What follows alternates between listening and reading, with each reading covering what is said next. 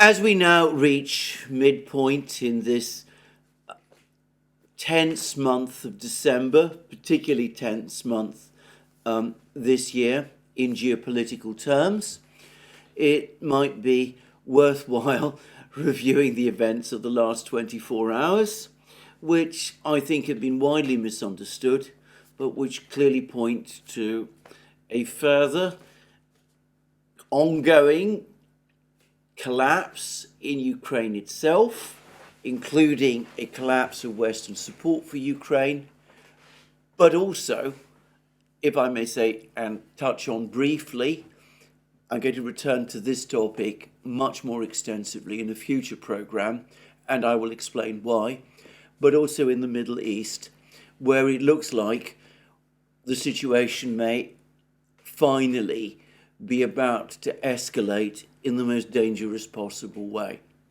But let me first of all turn to the situation in Ukraine. Now, we have had a whole slew of decisions over the last couple of days and statements also from Russian officials, and they all point to an extremely serious picture for Ukraine itself and for where the war is going. Now, yesterday in my program, I touched briefly, relatively briefly, on President Putin's news conference, the one that took place yesterday. Can I say that this is an unusual press conference from Putin, by Putin standards? Usually, in the past, he's conducted first a press conference at the end of the year in which he takes questions from the media, including the Russian and the international media, but he also and then after he's had that press conference in the new year, he has traditionally taken questions in an open format from various people around Russia, people outside the media, people who might be involved in all kinds of business or commercial or governmental activities, but often also ordinary citizens as well, people who go about living their lives and who want to bring up with Putin specific questions that are of particular concern to them. The format this year was different because what happened was that Putin combined, or rather the Russian government, the Russian authorities, combined these two, the press conference and the taking of questions from the public, into one single broad format question and answer session with Putin. And the other thing that I noticed was that on this occasion, the program was actually, if anything, slightly shorter than normal, around 4 hours and 10 minutes. Putin did take some very tough questions. He did also explain and discuss various things. But I'm going to suggest that the reason why Putin took such approached this question and answer in this way, why he took both questions from the media and from the public in a single format, and why it was kept rather shorter this year. The reason is twofold. Firstly, it is absolutely clear now that Putin's schedule this autumn and winter has been punishingly tough. He's having to manage the war. He's deeply involved in all kinds of economic decisions. He has a major program of diplomatic and foreign policy contacts. All of this is coming together. And even for someone like Putin, who usually works extremely hard, it's clear to me that this particular autumn and winter, he has even less free time than he usually does. But of course, there is another reason, and that is that in March, Russia holds presidential elections, And recently, as I discussed in a recent program, Putin has confirmed that he is a candidate. So he is holding back some of his interactions, especially with the broader Russian public, for the election campaign, which will probably start kicking off in a serious manner in the new year, in late January, February, around that time. I don't think anybody seriously doubts that Putin is going to be massively re-elected in March when the election happens. But Putin, anyway, despite all of that, will no doubt want to keep back some of the most important things that he wants to say for the election campaign itself. But nonetheless, having made those points, which I do want to make, because I expect that there's soon going to be speculation about why the format was chosen in this way and why it was rather shorter this time. I want to clear that up in advance before people come up with their own fantastical and sometimes weird theories about these things. Having said all of that, Putin did tell us some extraordinarily important things, exceptionally important things, and he spoke especially and very interestingly about the state of the war and about Russia's objectives in the war. Now, I touched on some of this in my program yesterday, but now the Kremlin has provided us with an official English language translation of what Putin in fact said. And I will deal firstly with Russian objectives in this war. And he said this, and now I'm taking this, as I said, from the Kremlin's website: there will be peace when we achieve our goals. Now let's return to these goals. They have not changed. I would like to remind you how we formulated them: denazification, demilitarization, and a neutral status for Ukraine. And then he talks about denazification. He explains the importance of this. He discusses the enormous influence of the various movements in Ukraine that are associated with Stepan Bandera and which are their roots in the 1940s.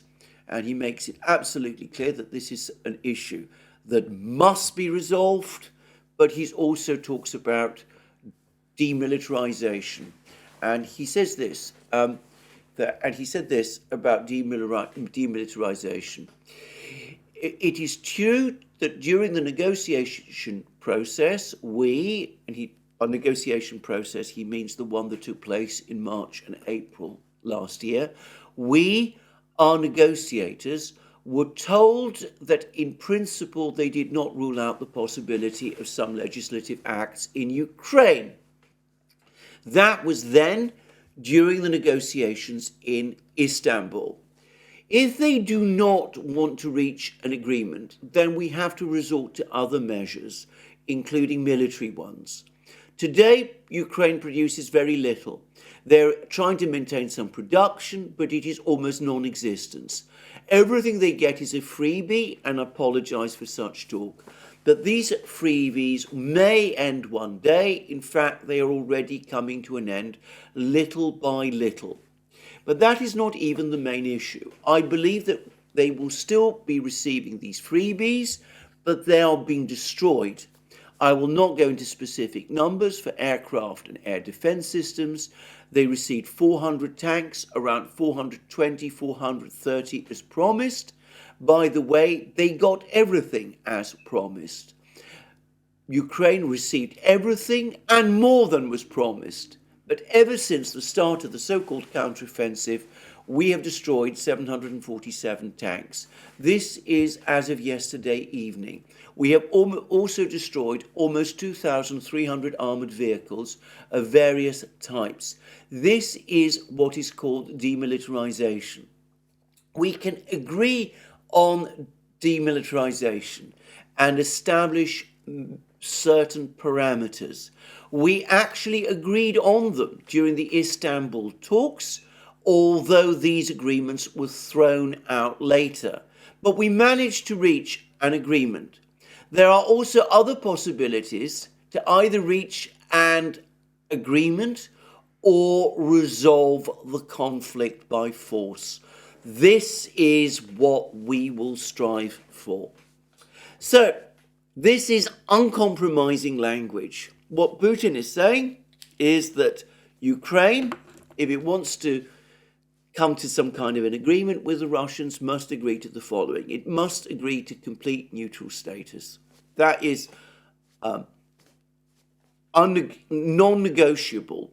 Any suggestion that Russia has decided that Ukraine's membership of NATO is something that they might as well concede because they cannot achieve a military victory over Ukraine, a decisive military victory over Ukraine, as was suggested by that Seymour Hersh article of a few weeks ago, of about a week ago, or that there are negotiations underway, secret negotiations underway between General Zaluzhny and General Gerasimov on that point. Well, that is clearly and absolutely wrong. As I discussed, shortly after the appearance of that article, a source, somebody who has been in regular touch with me, contacted me. He, in turn, has his sources in Moscow. Those sources reported back to him that there have indeed been informal contacts between Russians and Ukrainians, but over the course of those contacts, the informal contact, the Russians made it absolutely clear to Ukraine, to their Ukrainian contacts, that the issue of NATO is non-negotiable. There is no way Russia will ever agree to Ukraine joining NATO. That is absolutely not an acceptable position for the Russians. And that, I'm afraid, also means that the story that Seymour Hersh was given by that American contact is clearly wrong. Anyway, to move on, but it isn't just neutral status for Ukraine. Putin wants the complete demilitarization of Ukraine. He wants to see Ukraine no longer able to function as a military state, as a state capable of posing a threat to Russia. And he said very clearly, either the Ukrainians agree to this, either there is a negotiation whereby the Ukrainians agree to limit the size of their armed forces at a level which basically Russia will now decide. In Istanbul, this was something that the Russians were prepared to negotiate about, but one senses that now the Russians will simply dictate what limits on the Ukrainian army they are prepared to allow. Either the Ukrainians agree to this, or the Russians will destroy their armed forces through the military process, the conflict that is underway in Ukraine now. This is a point, by the way, which Brian Beletic at the New Atlas has been making continuously ever since the conflict started. That the Russian objective, one of the key Russian objectives, is the demilitarization of Ukraine, the destruction, the systematic destruction of its armed forces. And it is even more important to the Russians to achieve that than it is to occupy and take control of territory. In fact, as Alex Christoforou and I both pointed out right at the start of this conflict, Russian military theory, to the extent that we have been able to understand it, Our understanding of it was less then when we made those programs right at the start of the conflict than it is now, but everything we've learned since has reinforced our early view. Russian military theory dictates that the priority in war is to destroy the enemy's armed forces and its will to continue fighting, not to capture this city or this village or that village at any one point in time. Capturing villages, capturing towns is important, but it is subordinate to the overall objective, which is the destruction of the enemy's army. And here we see that Putin is telling us exactly this thing. And I'm not going to read the words that Putin uses when he talks about denazification, but it is absolutely clear when you read them that so far as the Russians are concerned, what that practically means is not just the ending of the various movements and organizations in Ukraine which subscribe to the ideologies and ideas that were current in Central Europe in the 1930s and 1940s. Rather, what Putin means is that the current Ukrainian government is so deeply permeated by these ideas that at the end of the conflict, if there is going to be a peace, this government needs to be not just reconstituted, that might have been something he might have agreed to in March and April of last year in Istanbul, but replaced completely with something entirely different and entirely new. Now, to reiterate, these are minimum Russian demands. Going beyond this, we now have a fundamental change from the situation which existed in March and April last year. And note how Putin, when he talks about the demands that the Russians insist on, the ones that they have not changed, he only refers to three: denazification, demilitarization, and neutral status for Ukraine. Back in February last year, when the special military operation first began, Putin was also talking about, in effect, Ukrainian recognition of Crimea as part of Russia and of the independence of the two People's Republics, the Donetsk and Lugansk People's Republics, which had just been recognized by Russia as independent states. Putin is not talking about that fourth objective anymore because it has been superseded.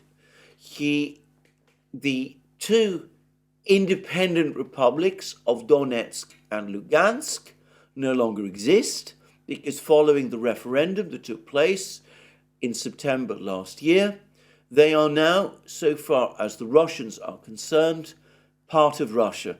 They have united with Russia. The same is true of Kherson region and of Zaporozhye region. These two regions are part of Russia, as Crimea also is. But Putin is not talking about the Ukrainians recognizing that. He's not mentioning this acceptance by the Ukrainians of these territorial realities, very difficult for the Ukrainians to accept as that would be. He is leaving the question of territory open, not because he is prepared to concede or return any territory to Ukraine.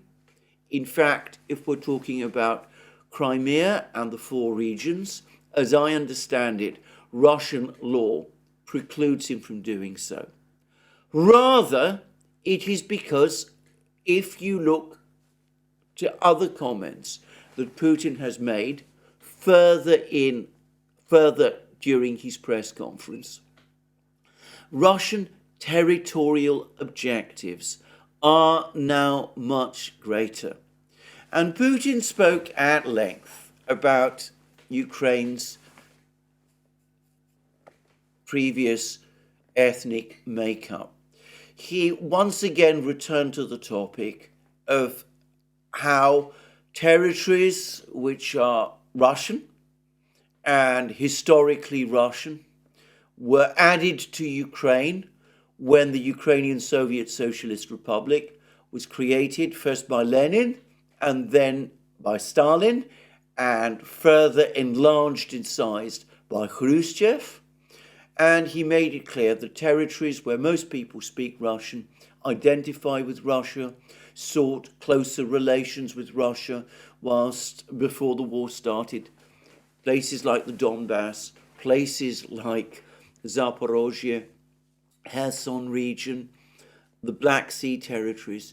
He basically is saying that these places, historically, traditionally, are Russian and are part of Russia. And again, as he has increasingly taken to doing, he referred to Odessa as a Russian city. He said that all attempts to create new or alternative histories which pretend otherwise are nonsense. And given that he is not setting out in this press conference limits to Russian territorial claims in Ukraine, and given what he has also said in this press conference and in earlier comments about the fact that these territories are Russian, that Odessa is also Russian, it is impossible now to see how Putin could agree to any kind of resolution of the conflict in Ukraine, which allows these regions to remain connected to Ukraine further. So, we are now seeing the first clear sign that the Russians are now thinking beyond the four regions, that they're thinking about Odessa, about places like Nikolaev and Izmail and other places to the west. In other words, about the entirety of Ukraine's Black Sea coast, where I'm going to suggest that it could also relate to other potential regions as well. Because if Odessa is a Russian city, then logically the same is equally true of, say, Kharkiv further to the north. Now, Bild-Zeitung, the German tabloid newspaper, which is, by the way, extremely unreliable about many things, but which does have its sources within the German government, as I've discussed in the past, has now come up with what I strongly suspect is a map which they have created out of their own imagination. And in that map, they basically outline what they think Russia's ultimate territorial ambitions would be. And they suggest that by the end of 2024, the Russians expect to have control of the entire Donbass area, Donetsk, Lugansk, in their entirety. And then, by the end of 2026, Bild-Zeitung assumes the war will go on until the end of 2026. The Russians will control the whole of what used to be called East Bank Ukraine. In other words, Kherson region on the East Bank, Zaporozhye region, including, by the way, from the look of the map, the city of Zaporozhye itself, obviously Donetsk and Lugansk, and the regions to the west up to the East Bank of the Dnieper, and also the regions to the north, Kharkiv region in particular, the entirety, in other words, of East Bank Ukraine. Now, I think that BITCHUTE have basically imagined this map. I think that that the sources that they're accessing, if they have in fact accessed any sources at all, really don't have any inside knowledge whatsoever about what the Kremlin's thinking actually is. But I happen to think that they are probably right about places like Kharkiv and other places on the East Bank. It would be fully consistent with what Putin is saying. But of course, interestingly, and I think clearly wrongly, given what Putin has just been saying in this press conference, BITCHUTE does not show Odessa under Russian control. And it is extremely strange to me that BITCHUTE appears to believe that the Russians have no plan for Odessa, which Putin is specifically and now repeatedly calling a Russian city, but that they do have claims for Kharkiv, which Putin barely mentions at all. For the record, I believe that the ultimate Russian objective, though not an announced one, is to regain control of both of these places, both Odessa and Kharkiv. The only thing that can prevent it happening is not more Western military aid for Ukraine, but a negotiation between Russia and the United States, which, as I have said previously, is the only possible negotiation which the Russians would take seriously, which would address Russian security concerns, not just in Ukraine, but also in Europe as well, and which might leave the Russians satisfied that the position of Russians, people they now consider Russians, in places like Odessa and Kharkiv would be secure, whilst also reassuring the Russians about the long-term security of their western borders. However, to reiterate, long-term Russian objectives, based on what Putin was saying over the course of his press conference, seem to me to clearly point to Odessa and Kharkiv as well. And I think the sooner this is understood in Washington and London and Berlin and Paris and perhaps also in Brussels, the better it will be, given that, as Putin essentially confirmed over the course of this press conference, the trajectory of travel is now clear.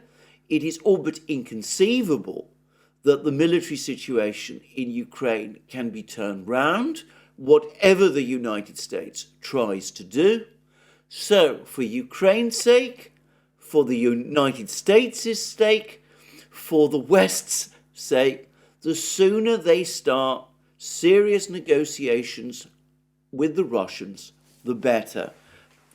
Waiting longer is going to result in a harsher peace.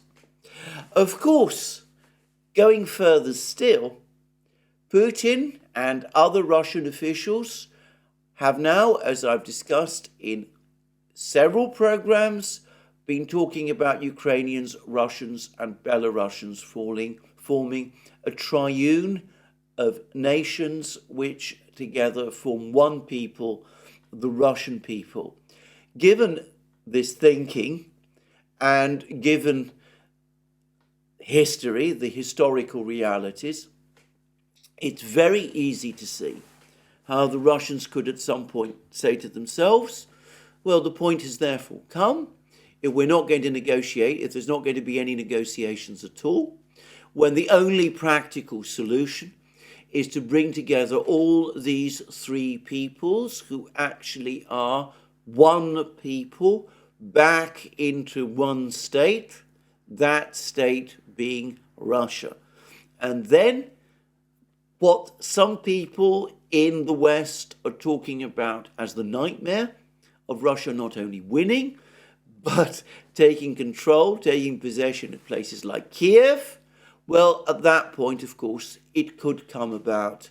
That is now a real possibility. Some people in the West would say it was a real danger. But anyway, all of this is clear to me from all that Putin has said. Now, Putin, over the course of this press conference, wasn't just talking about these vast, sweeping questions. He was also talking about other things. For the first time, to my knowledge, for example, he talked about a particular battle. He gave a remarkably detailed account and explanation of the nature of the battle in Krynky. And this is surprising because this is not something that Putin has done before. And I don't actually recall any specific instance when any Russian official, certainly not any Russian military official, has discussed a specific battle in so much detail. But because he did discuss it, and because it does actually cast some light on a few things, I will quote precisely what it was that Putin said. He said this, now about Krynky, and I should say that he said all of this in response to a question, and I strongly suspect again that this was a planted question. Now about Krynky, the enemy announced a big counteroffensive, but nothing came of it anywhere. The last attempt, at any rate, it looks like the last attempt for now, was to break through to the left bank of the Dnieper and ensure the movement towards Crimea. Everyone is talking about this, it is common knowledge, and it is nothing new. What happened? The armed forces of Ukraine focused its artillery shelling on a very narrow section of the left bank to keep our men alive, our men, he means the Russian troops, alive, and not to subject them to excessive risk, not to sustain losses. The military command decided to retreat for several meters. They are hiding their personnel in the forest to save it from unnecessary losses. Military command means people like Gerasimov, the overall commander, and Teplinsky, who is the commander in place. The armed forces of Ukraine walked into this section. It is small, about 1,200 meters long and some 300 meters wide. I do not even understand why they are doing this. They are simply pushing their people into death. The Ukrainian military say themselves that this is a one-way trip. And in fact, there was a recent article in the BBC which quoted a Ukrainian soldier who is involved in these operations, this particular operation, and he confirmed as much. To get the people there, about 80 people were there the whole time, but now the number is somewhat smaller, so fewer than 80 people. They are using only boats, and the boats are under fire from artillery, drones, and other weapons. The sanitary losses among our personnel are 2 or 3 people, and there were 6 wounded 3 days ago. The enemy has dozens of dead. They were simply caught in a fire bag. They're throwing their men into it only for political reasons. I believe it's just for political reasons. Where does this come from? One can only guess and speculate. Apparently, it has something to do with foreign travel by Ukrainian leaders to beg for more money to keep the country running, to pay for the military component, equipment and munitions. It appears that their approach is based on the assumption that as long as they travel and beg for arms, everyone will believe that the counteroffensive by Ukraine's armed forces has at least some chance of success, regardless of losses. Well, that is a pretty strong comment. Now, I think that some people, in fact most people who have been following this battle at Krynky, would take issue with some of the specific claims that Putin has made. I think he talks about the fact that there are 80 Ukrainian troops in Krynky and perhaps even fewer now. I think most people who follow this battle think that at various times Ukraine has been able to deploy a lot more troops in Krynky than just 80. And I think that he's claimed that only 2 or 3 Russian soldiers have actually been killed in this fighting and that about 6 more were wounded a few days ago. Again, I think most people would agree that this claim is also obviously wrong. He's clearly reluctant to talk about casualties overall. But the key takeaway here is that this is a firebag, and he actually uses that expression. And he even goes on to say this is no longer a secret. Some time ago, I told the Chief of General Staff, that is, of course, Gerasimov, do not rush to push them out of there. I will be open about it. It is good for us if they mindlessly continue to send more troops there. This is unfortunate, but that is the logic of war. They continue to do so, and it is their tragedy. Nevertheless, the minister, he means Shoigu, and the Chief of General Staff, Gerasimov, said, no, we will continue gradually to narrow down their latitude of movement. This is what is happening. I think that everything will be over soon. So he says that Shoigu and Gerasimov have said, well, we'll keep this firebag open for the time being, but eventually we must close it, and we will close it, and that is what is going to happen. So that is what Putin says, and it is interesting again because you see Putin discussing here his interaction with his top military chiefs, with Gerasimov and with Shoigu. And I don't know how much reality there is in Putin's account of this particular exchange, but I suspect that Putin has gone into this extraordinary detail about the Battle of Krynky, which, by the way, is not the most important battle underway in this conflict up to this point, essentially for one reason. There's been a lot of rumors in Russia. I have picked up on them and discussed them in previous programs, that over the last few months, basically since before Ukraine's counteroffensive began, Putin has stepped back from direct involvement in the conflict, that he's allowed Gerasimov and Shoigu basically to run things.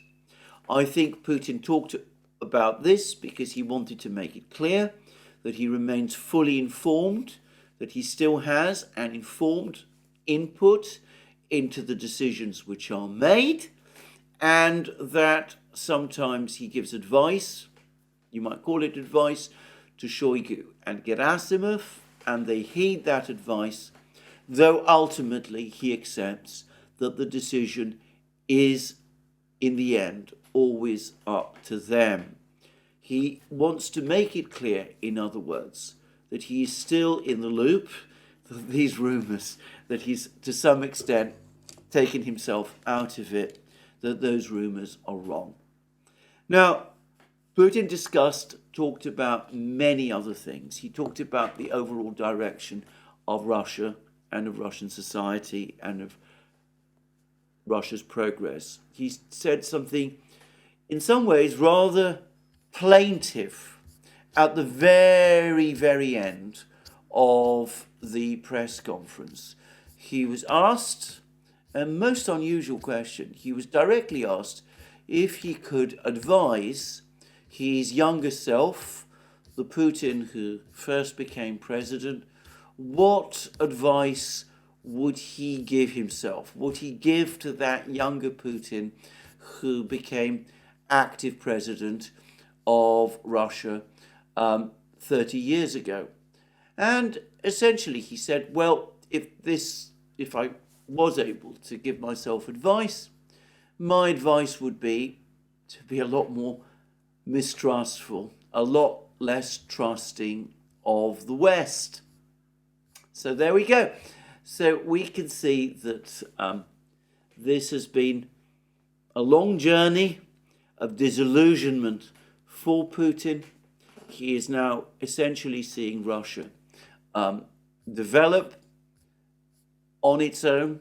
He talks at length about building up Russia's society and economy, ourselves alone, effectively, but doing so, of course, in good friendship and with good trading relations with other countries, with China, with India, with the rest of the global south, with the Arab states, and he talked extensively about Russia's relations with the Arab states, with the BRICS states, with all of that. And in what I thought was a very studied move, Putin also took a decision as to which foreign journalists he would give precedence to. There were indeed Western journalists present in the press conference. The people who were managing the press conference initially invited or intended to invite an American journalist to be the first journalist to ask Putin a question. And Putin himself stepped in and he said, no, don't do that. The first question from a foreign journalist I'm going to answer is one that is going to be put to me by that Chinese journalist over there. So the American was placed behind the Chinese. And the Chinese journalists did ask Putin questions about the burgeoning relationship between Russia and China, and Putin was able to wax lyrical about those.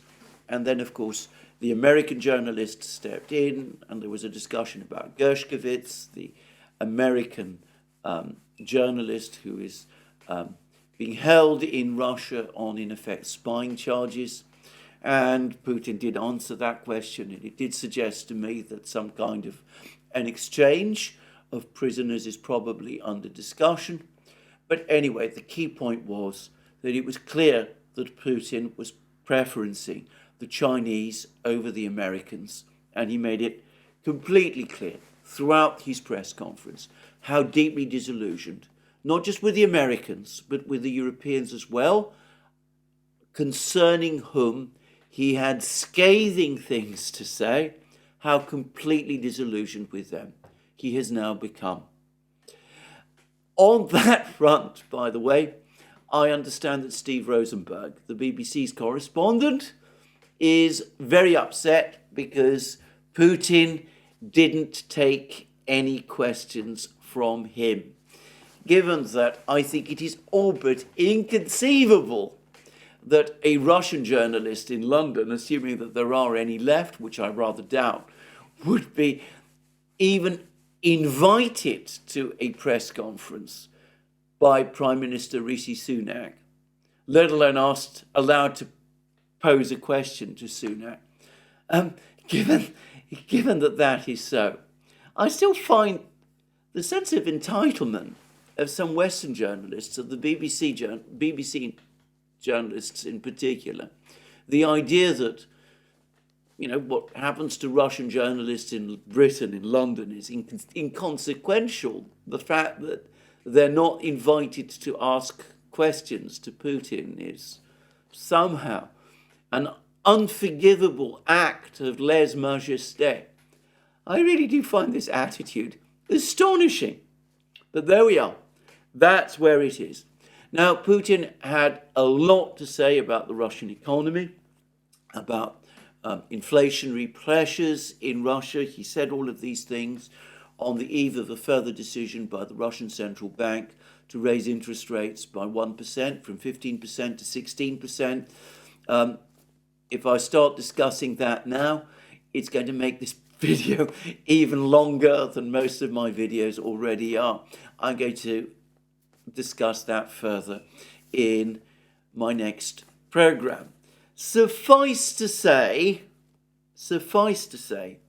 that the mood of this press conference on economic questions was not just upbeat, but buoyant.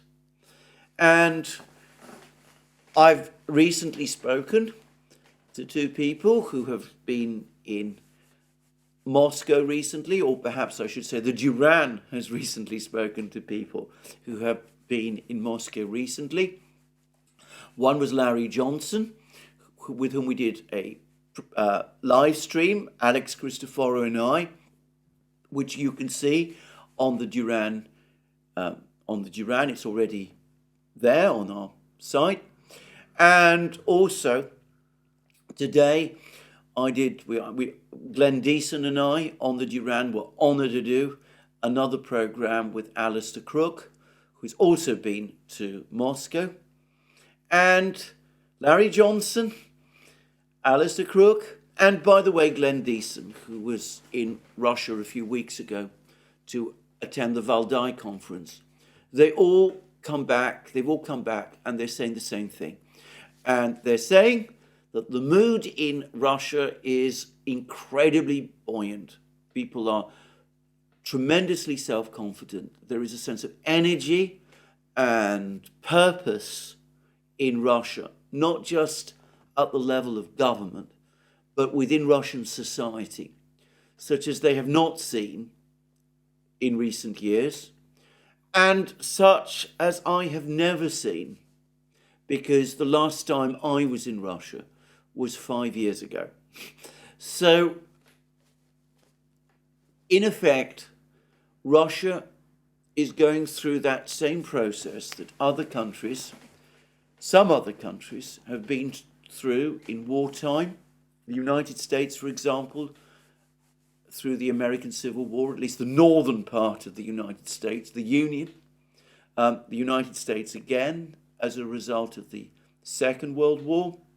Germany following the wars of the 1860s and 1870s, which resulted in German unification. Anyway, they're going through a similar process where war is an energizing experience. It is building up confidence. It is enabling society to focus on objectives, to gain the confidence that these objectives can be achieved, to foster a mood of optimism and confidence of a sort that Russia certainly has not had since perhaps the early 1970s, late 1960s, early 1970s, when things in the Soviet Union began to go seriously wrong. Now, I say this is all very much at second hand. I haven't been there myself, but I've no doubt that it is true. And of course, it is something that I will probably return to in future programs. But I would, again, urge you to watch certainly this program that we've done with Alistair Crook. I'm going to return to it as well, further in this program as well, because as I will just briefly mention, Alistair Crook had some extremely interesting and important things to say about the general situation in the Middle East. So, the Russians, full of confidence and completely uncompromising about the conflict in Ukraine, where increasingly they sense that things are going their way. And we got further news over the last 24 hours about what's going on the battlefronts, and it does seem as if the Russians are continuing to make big moves and big advances. The first thing to say is that there appears to have been another Kinjal missile, hypersonic missile strike on Kiev and perhaps other places. Again, it's not entirely easy to get an exact sense as to what happened. Turkish sources, and it's important to stress that Turkey remains a member of NATO, so it might be getting information from NATO which manages to find its way into the Turkish media. Turkish sources say that the Russians struck with their Kinjals against two Patriot batteries, one in Kiev and one further west in Zhytomyr, and that at least one of these batteries was in effect destroyed. Is this true? Is this not? How can I possibly say? Yuri Ignat, who is Ukraine's spokesman, military spokesman, the person who speaks for Ukraine's air defense forces, he is saying that one Kinjal missile was shot down. Other Ukrainian sources in a few hours earlier had been talking about 6 Kinjal missiles being shot down. Now, this has been a long-standing issue. Ukraine has been making routine claims to have shot down lots of Kinjal missiles. The Americans have quietly allowed Ukraine to do that. They've not openly contradicted what Ukraine is saying. And all sorts of journalists and reporters and commentators in the West have taken these claims by Ukraine, by officials in Ukraine, as true. This despite the fact that Ukraine has provided, to all intents and purposes, no substantive evidence that any Kinjal missiles had been shot down at all. And I remember some months ago when those claims were first made that the Ukrainians did show some objects what they said were debris from Kinjal missiles, and, well, suffice to say that they weren't. And Ignat, who actually comes across to me as a competent and honest official, he actually at one point was straightforwardly contradicting claims from the Ukrainian government that Kinjal missiles were being shot down by Ukraine. But then what happened is clearly he was told that he had to fall in line with what it was clear was the official line. And he changed his story. And he too, one sensed, in a state of deep frustration, had to start making claims about large numbers of Kinjal missiles being shot down, claims which he knew were not true. Anyway, I find it interesting that on this occasion, he seems to have got his blow in first, rather than try and argue that no Kinjal missiles were shot down at all and faced being slapped down by the Ukrainian authorities, he's come forward and has grudgingly said, well, actually, we did manage to shoot down one. Anyway, we will see.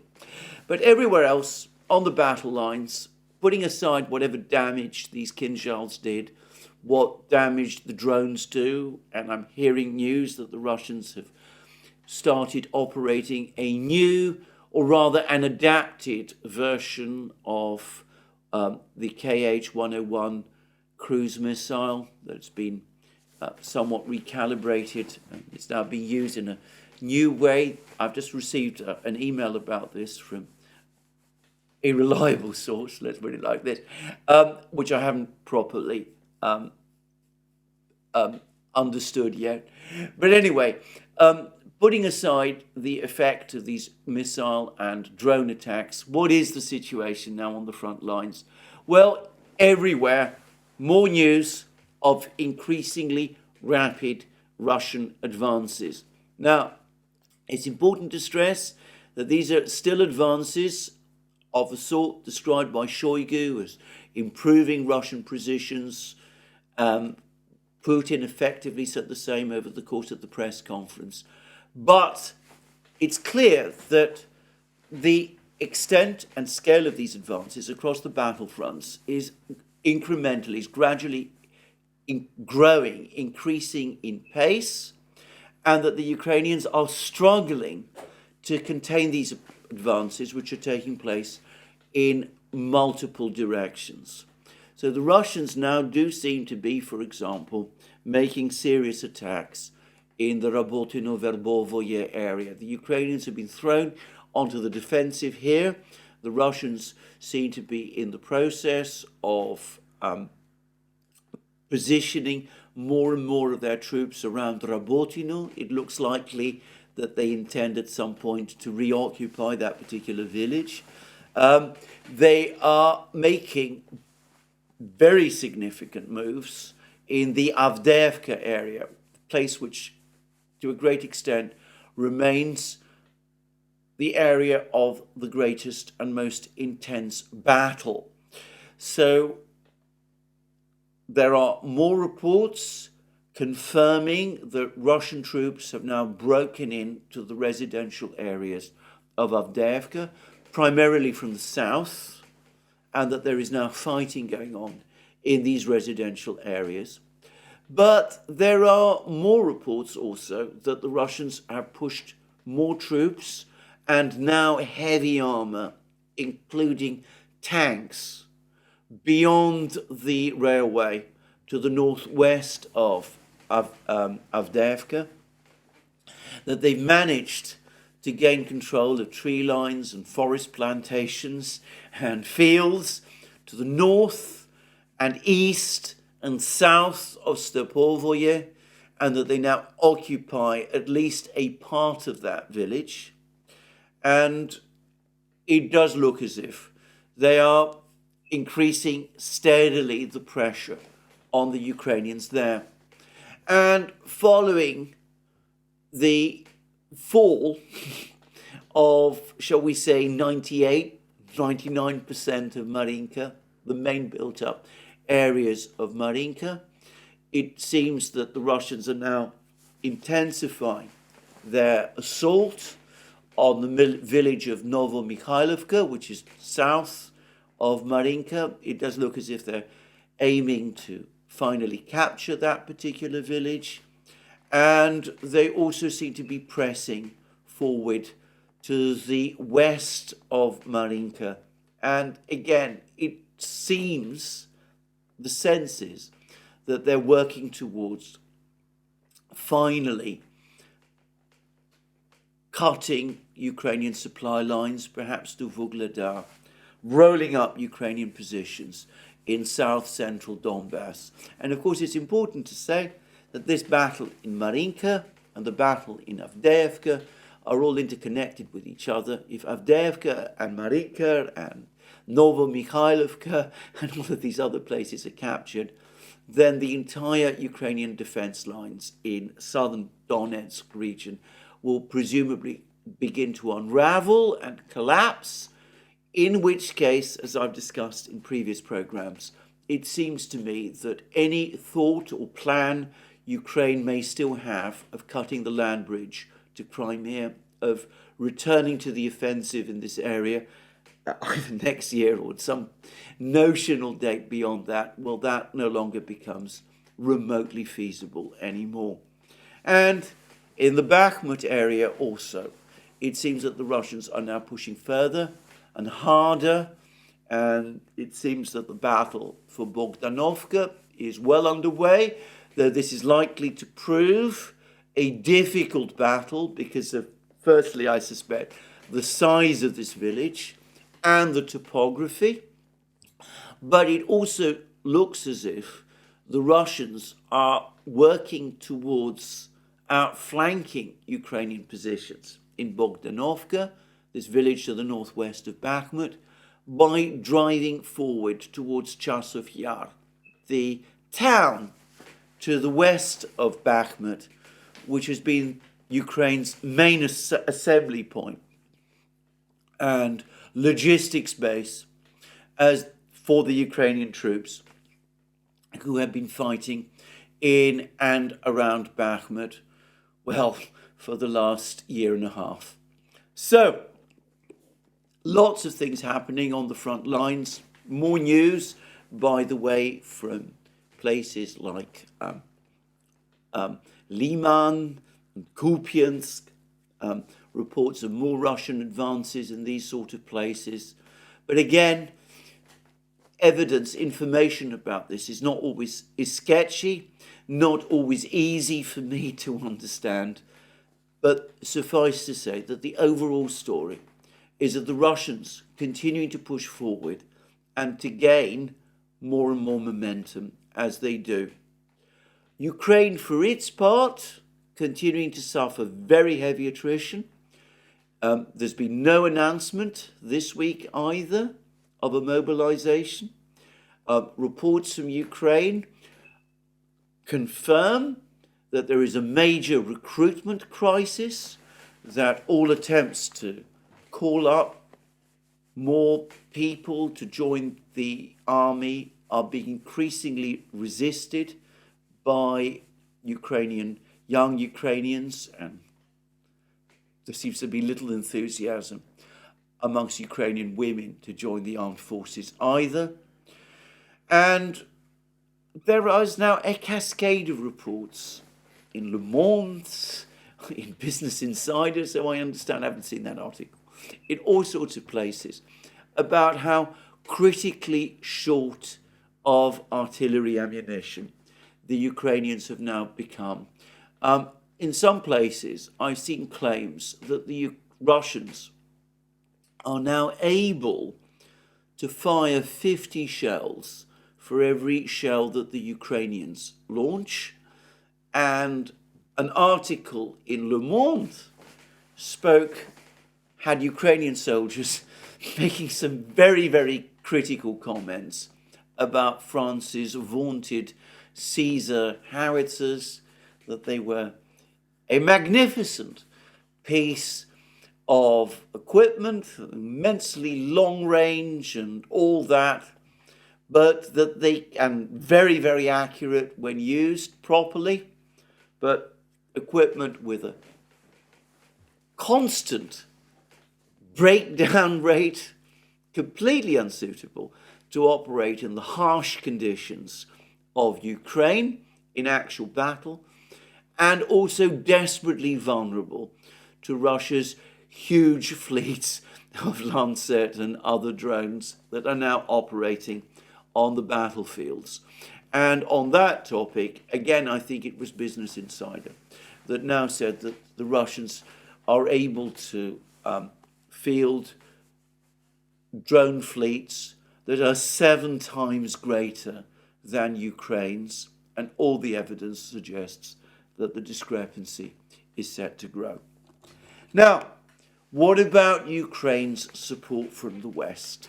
Well, yesterday, Speaker Mike Johnson in the United States took the decision that the House of Representatives will go on its Christmas New Year break.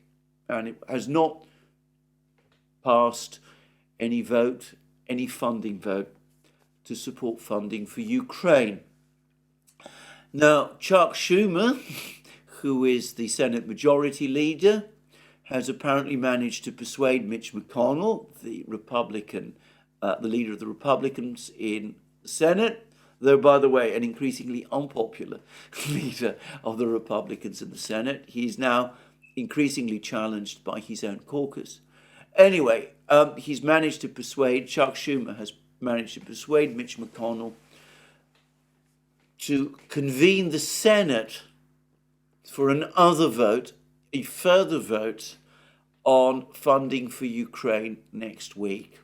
And that vote will presumably take place.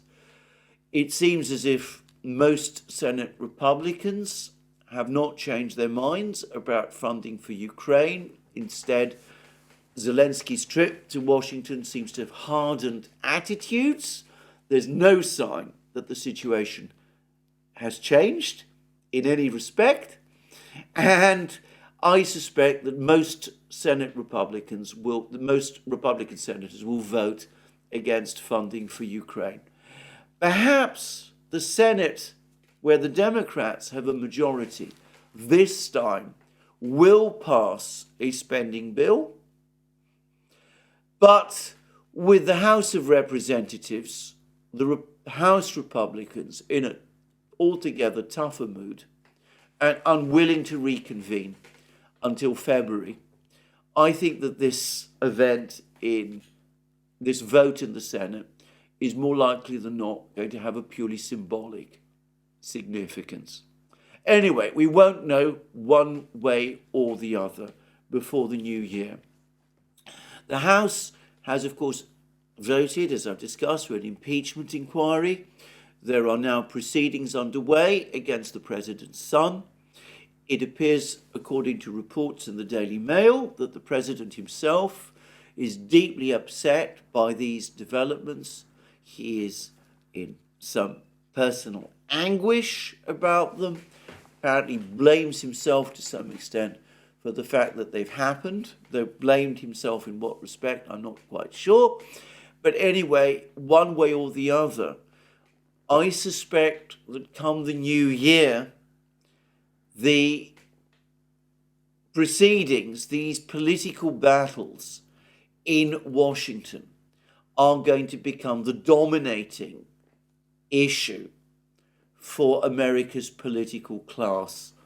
Just as in 1973 and 1974, the Watergate scandal became the big issue for America's political class, even as Vietnam, South Vietnam, crashed towards defeat.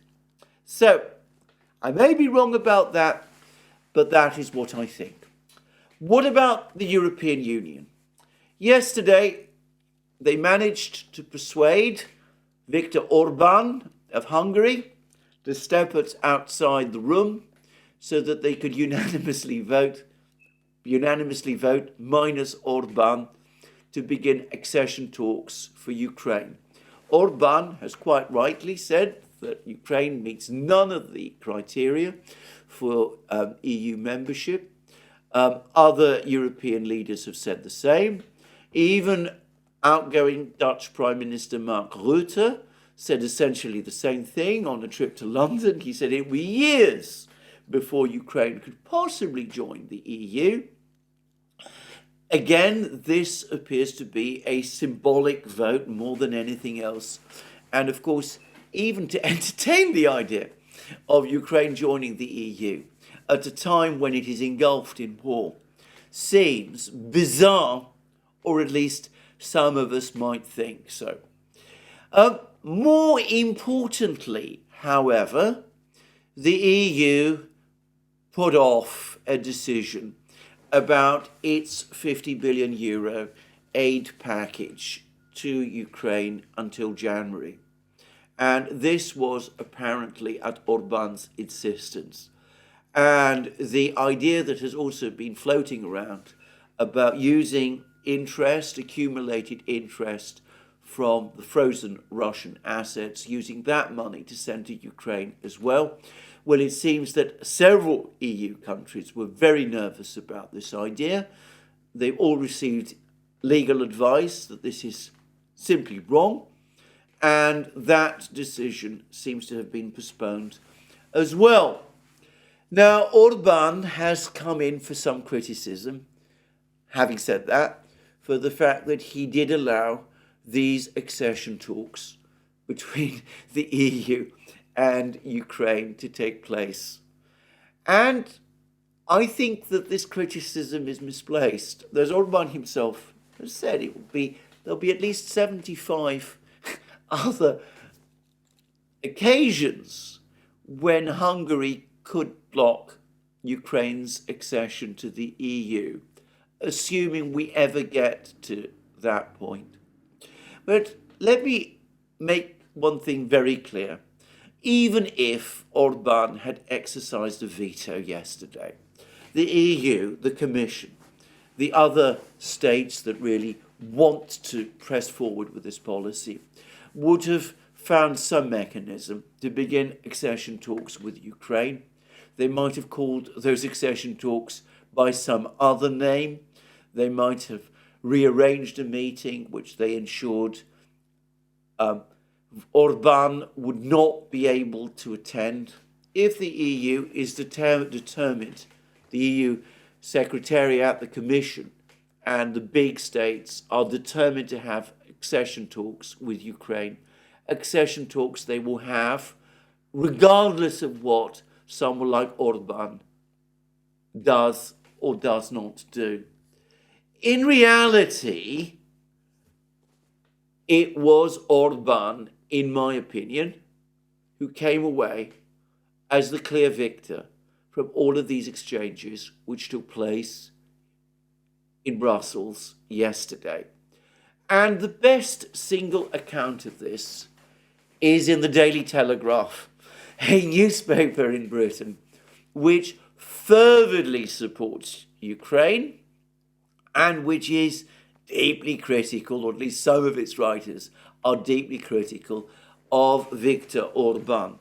And this is what what Joe Barnes, who is the Daily Telegraph's EU correspondent, said about this whole affair. He said this, and the title of the article is Viktor Orban got exactly what he wanted from Crunch EU summit.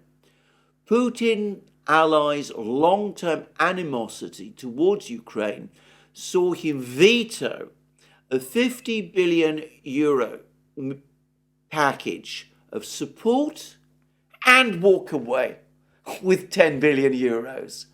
And the article goes on to say Viktor Orban cut a lonely figure when the European Union agreed to open negotiations for Ukraine to join the bloc. In the weeks running up to the Crunch EU summit in Brussels, the Hungarian Prime Minister had insisted that Kiev did not deserve to be allowed to join the bloc. And by the way, he still insists that. He has not changed his views. He still says that it would be an act of extraordinary folly to allow Ukraine into the bloc. And even though he didn't veto it, he didn't support it, he just walked out of the room. But anyway, this is what the Daily Telegraph goes on to say about this. Orban ultimately relented, and as we see, he didn't really, opting for a tactical coffee outside the meeting room to allow for the leaders to make the decision without him. But when it came to discussions over a 50 billion euro package of financial support for Ukraine, he wasn't so accommodating.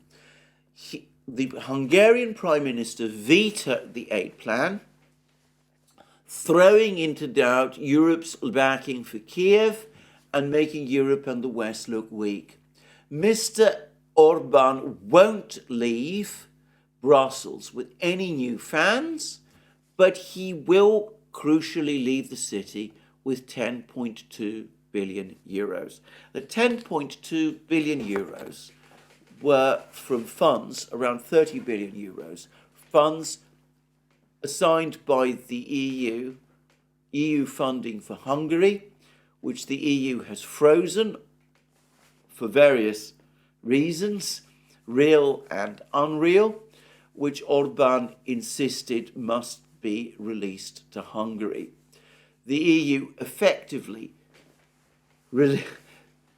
bribed Orban, sorry to put it as crudely as that, by giving him 10.2 billion euros, so that he would allow the accession talks to proceed, but they were not prepared to give him 20 billion euros, and so he vetoed the 50 billion euro package, which means that the most important thing for Ukraine is that they are not going to get any money.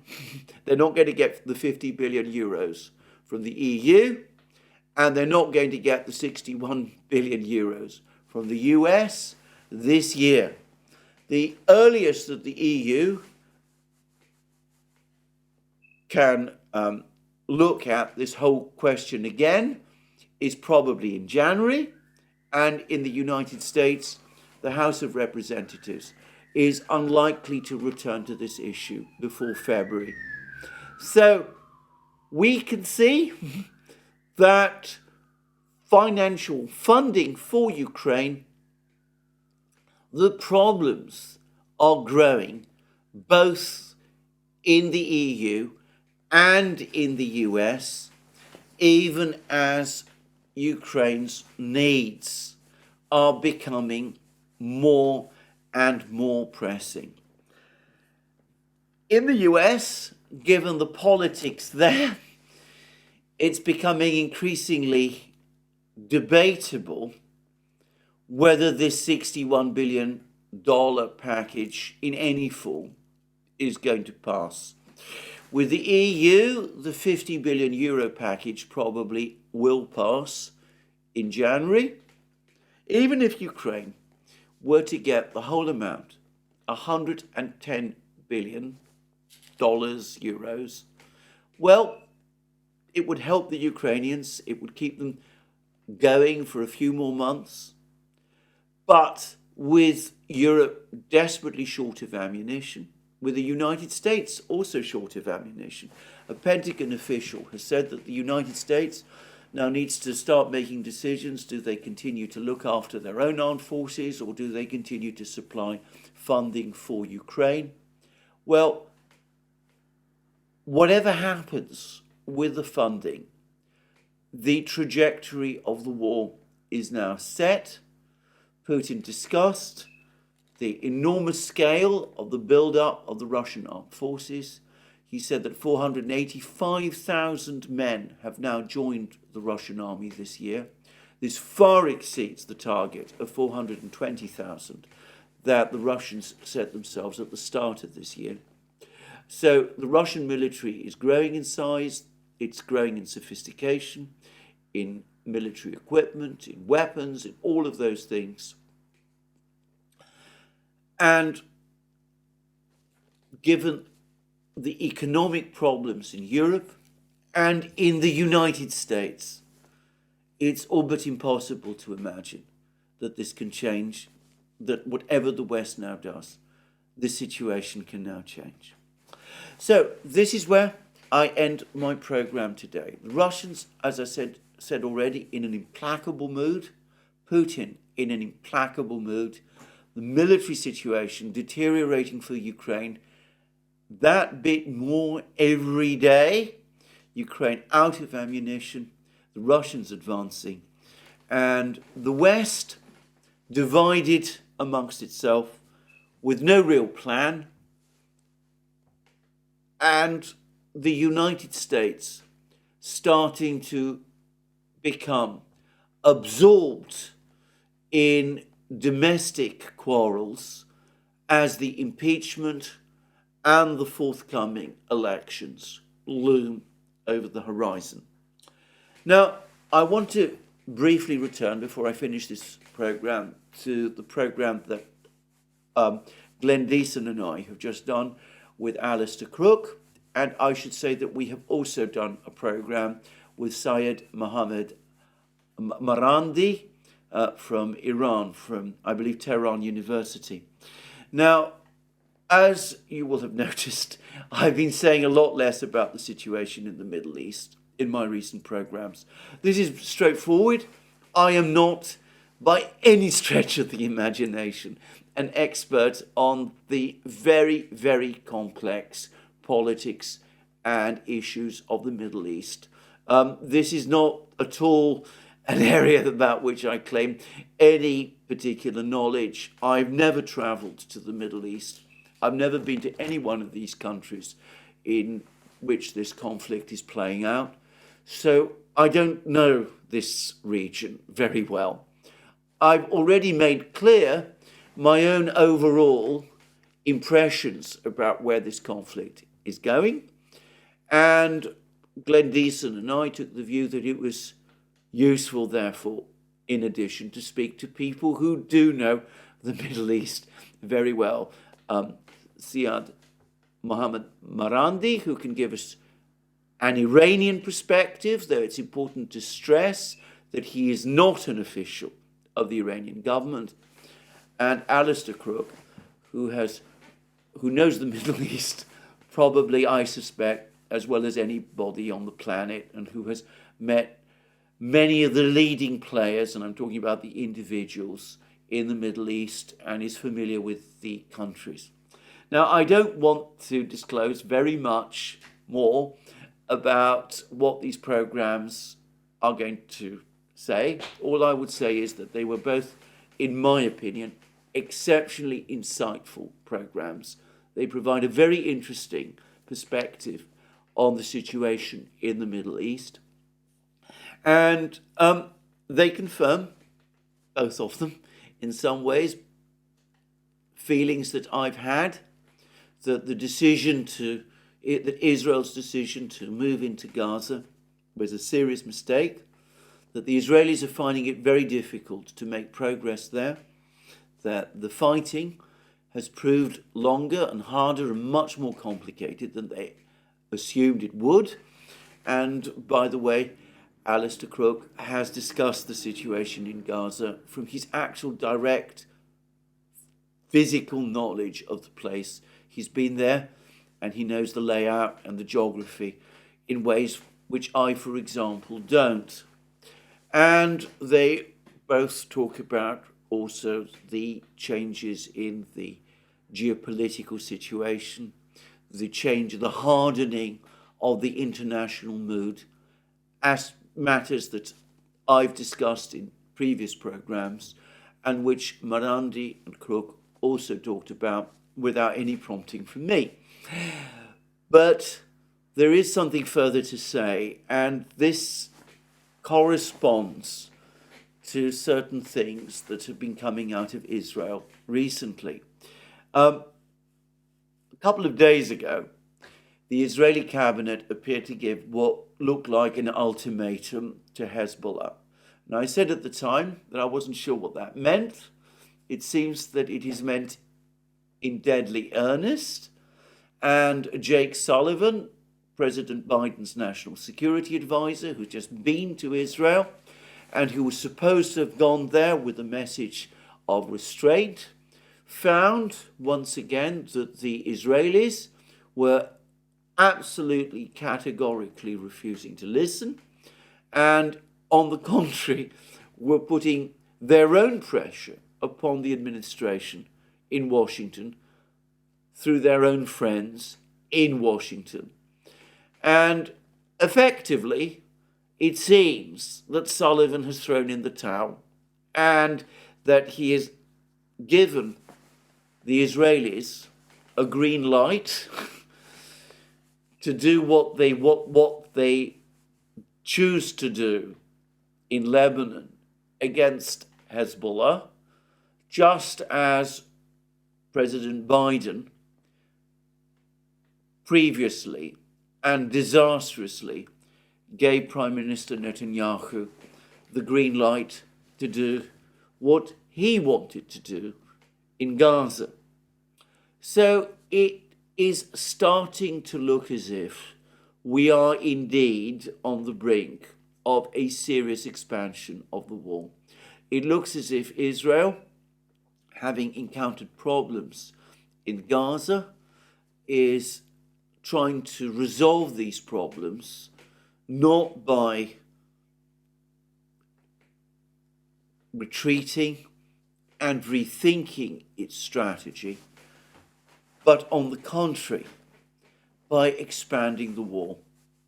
That is a most disturbing and ominous development indeed, one which I suspect some people in Washington will receive with dismay, but there we are.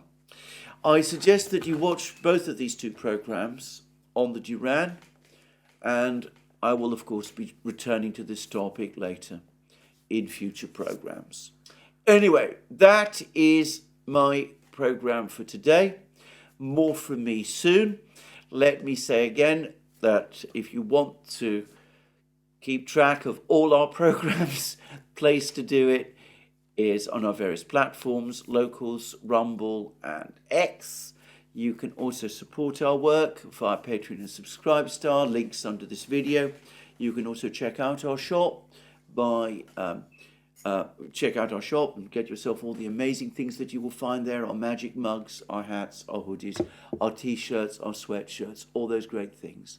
Last but not least, if you've liked this video, please remember to tick the like button and to check your subscription to this channel. That's me for today. More from me soon. Have a very good day.